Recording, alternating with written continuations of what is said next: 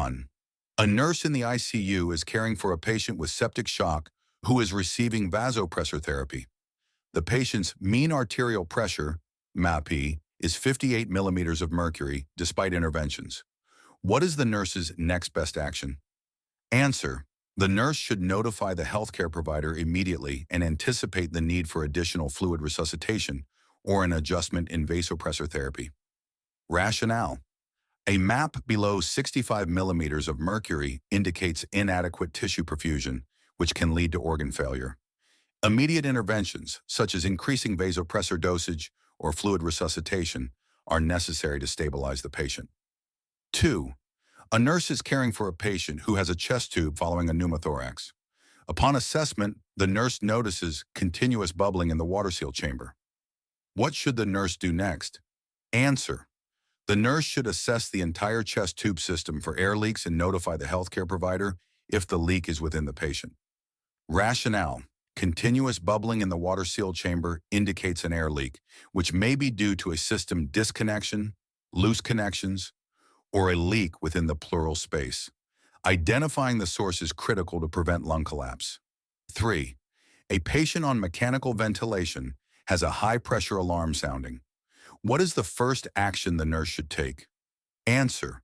The nurse should assess the patient for causes of increased airway resistance, such as secretions, kinks in the tubing, or bronchospasm, and intervene accordingly. Rationale. High-pressure alarms indicate resistance in the airway or circuit. Suctioning, repositioning the tube, or assessing for patient distress are immediate priorities to ensure effective ventilation. 4. A nurse is caring for a patient with increased intracranial pressure, ICP. The patient's head is positioned at 30 degrees, but the family requests to raise the head of the bed higher. What should the nurse do? Answer. The nurse should educate the family that maintaining the head of the bed at 30 degrees promotes venous drainage and prevents further increases in ICP. Rationale. Elevating the head too high can compromise cerebral perfusion, whereas keeping it at 30 degrees optimizes intracranial pressure management. 5. A patient with a traumatic brain injury is exhibiting Cushing's triad. What should the nurse do first? Answer. The nurse should notify the healthcare provider immediately and prepare for interventions to decrease ICP, such as mannitol administration or hyperventilation. Rationale. Cushing's triad, hypertension, bradycardia, irregular respirations, signals increased ICP and impending brain herniation requiring urgent intervention. 6. A nurse in the ICU is managing a patient with a continuous heparin infusion for a pulmonary embolism. The patient's APTT is 98 seconds. What action should the nurse take? Answer. The nurse should stop the heparin infusion and notify the healthcare provider immediately. Rationale.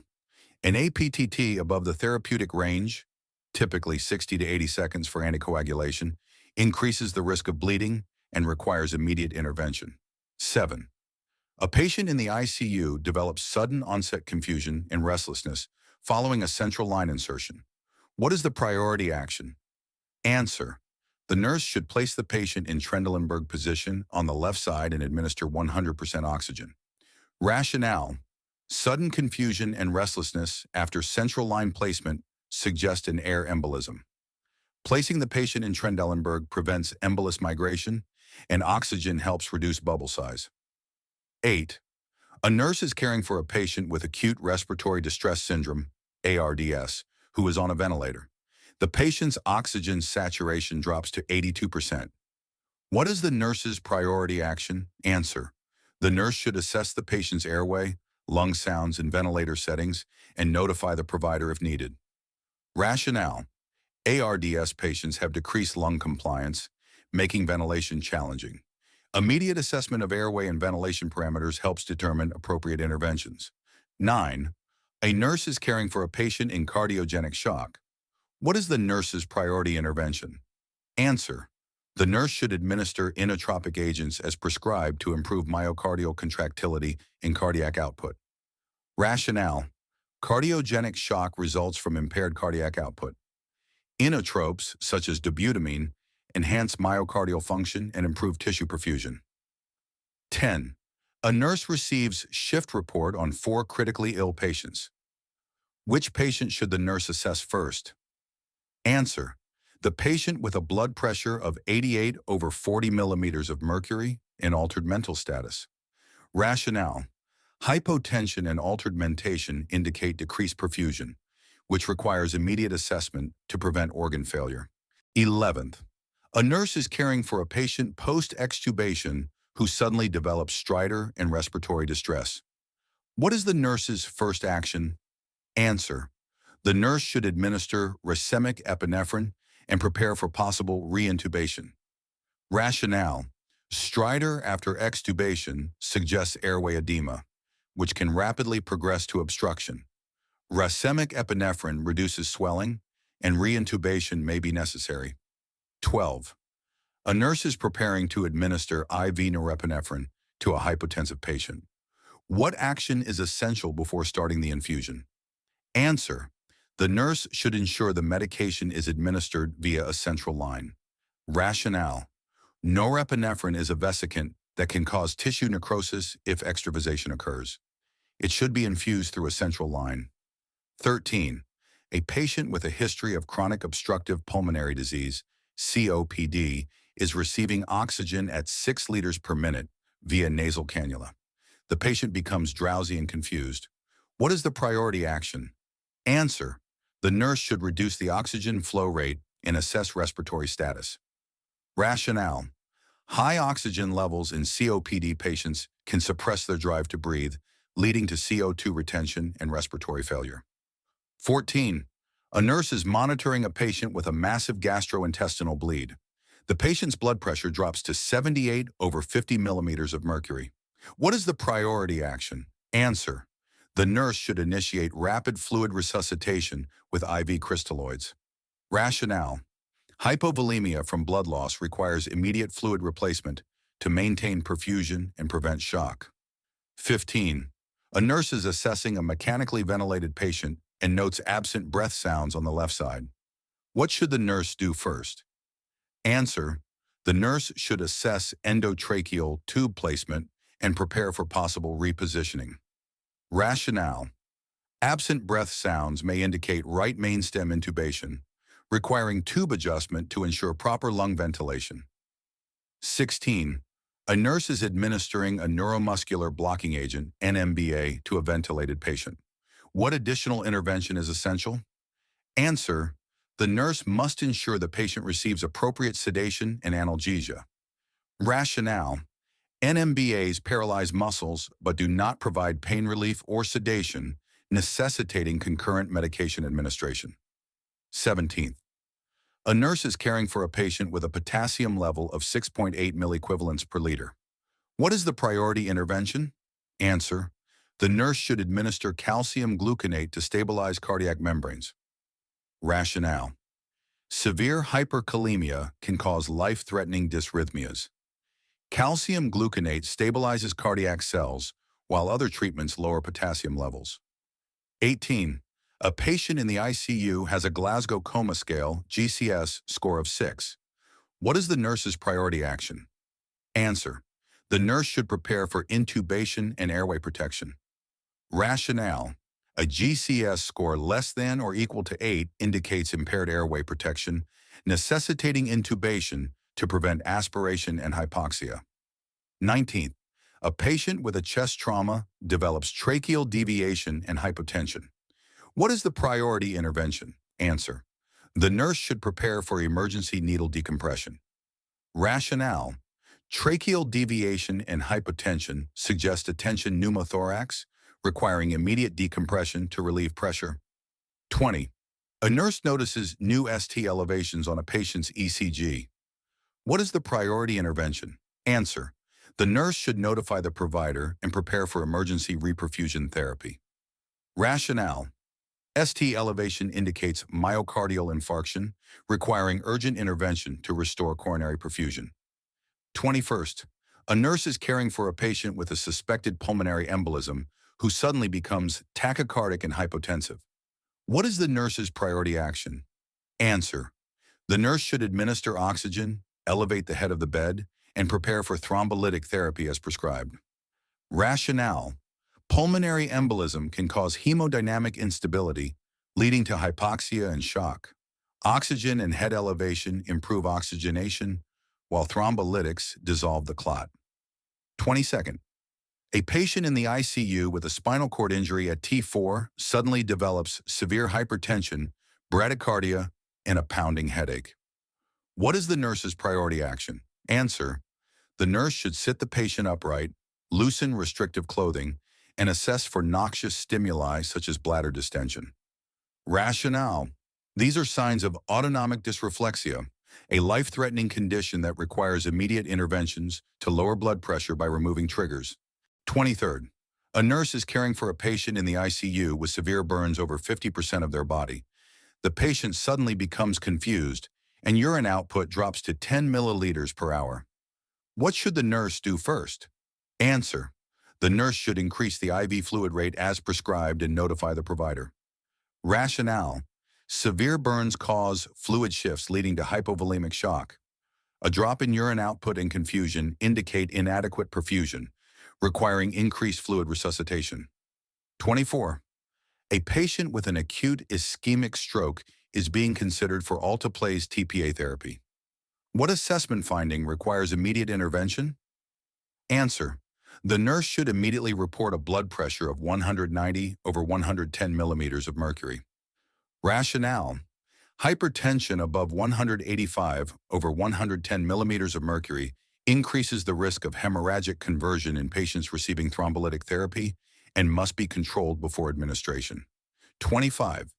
A nurse is monitoring a patient on a magnesium sulfate infusion for severe preeclampsia. The patient develops absent deep tendon reflexes and respiratory rate of 10 breaths per minute. What is the nurse's priority action? Answer: the nurse should stop the magnesium infusion and administer calcium gluconate as prescribed. Rationale: absent reflexes and respiratory depression indicate magnesium toxicity, which requires immediate reversal with calcium gluconate. 26. A patient with a myocardial infarction is receiving a nitroglycerin infusion. The patient's blood pressure drops to 82 over 48 millimeters of mercury. What is the nurse's priority action? Answer: the nurse should stop the nitroglycerin infusion and administer IV fluids as prescribed.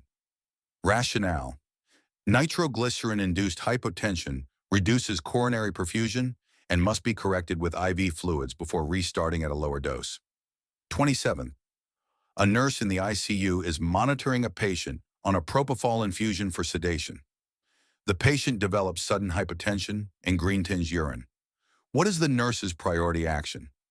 Answer: the nurse should assess for propofol-related infusion syndrome, PRES, and notify the provider immediately. Rationale: PRES is a rare but life-threatening condition causing metabolic acidosis, rhabdomyolysis, and cardiac failure. Early recognition is critical. 28. A nurse is caring for a patient with acute pancreatitis who has a calcium level of 6.5 milligrams per deciliter. What is the nurse's priority intervention?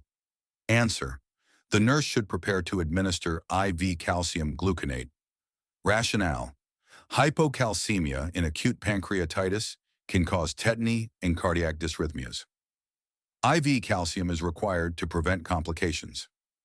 29th. A nurse is caring for a patient with a ruptured abdominal aortic aneurysm, AAA. The patient becomes unresponsive with a blood pressure of 60 over 40 millimeters of mercury. What is the priority action?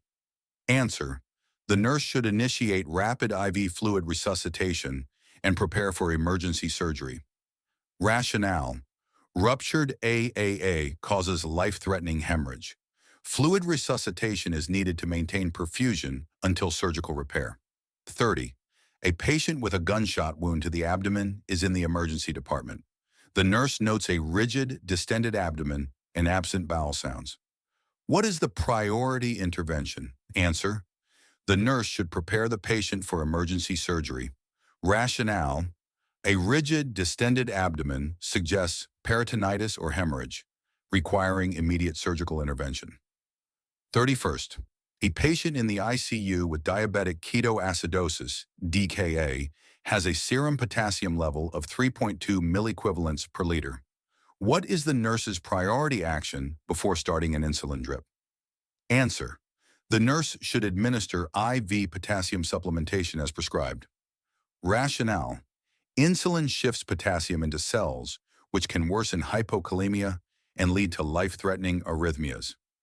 Potassium should be corrected before initiating insulin therapy. 32nd. A patient with a cervical spinal cord injury is at risk for respiratory failure. What assessment finding requires immediate intervention? Answer: the nurse should intervene if the patient has a declining tidal volume and weak cough effort. Rationale: high spinal cord injuries impair respiratory muscle function, and declining tidal volume suggests impending respiratory failure, requiring ventilatory support. 33rd. A patient with end-stage liver disease develops altered mental status and asterixis. What is the nurse's priority intervention? Answer: the nurse should administer lactulose as prescribed. Rationale: asterixis and confusion indicate hepatic encephalopathy due to elevated ammonia levels, which lactulose helps eliminate. 34. A nurse is caring for a patient with a ventricular assist device, VAD, who suddenly becomes unresponsive. What is the nurse's first action? Answer: the nurse should assess the VAD function and check the power source. Rationale: patients with VADs may not have a palpable pulse. Checking device function is the priority before initiating CPR. 35. A patient with a history of atrial fibrillation is admitted with acute confusion and right-sided weakness. What is the nurse's priority action? Answer: the nurse should obtain a stat CT scan of the head. Rationale: atrial fibrillation increases stroke risk due to embolism. A CT scan is needed to determine if thrombolytic therapy is appropriate. 36. A nurse is caring for a trauma patient with a suspected basilar skull fracture. What intervention should be avoided? Answer: the nurse should avoid inserting a nasogastric tube. Rationale: a basilar skull fracture can allow an NG tube to enter the brain, leading to severe complications. Oral or alternative feeding methods should be used. 37. A patient with septic shock has a lactate level of 5.8 millimoles per liter and a central venous oxygen saturation, SCVO2, of 52%. What is the nurse's priority intervention? Answer: the nurse should initiate aggressive IV fluid resuscitation and administer vasopressors as prescribed. Rationale: elevated lactate and low SCVO2 indicate inadequate tissue perfusion, requiring immediate fluid resuscitation and vasopressor support to maintain hemodynamics. 38.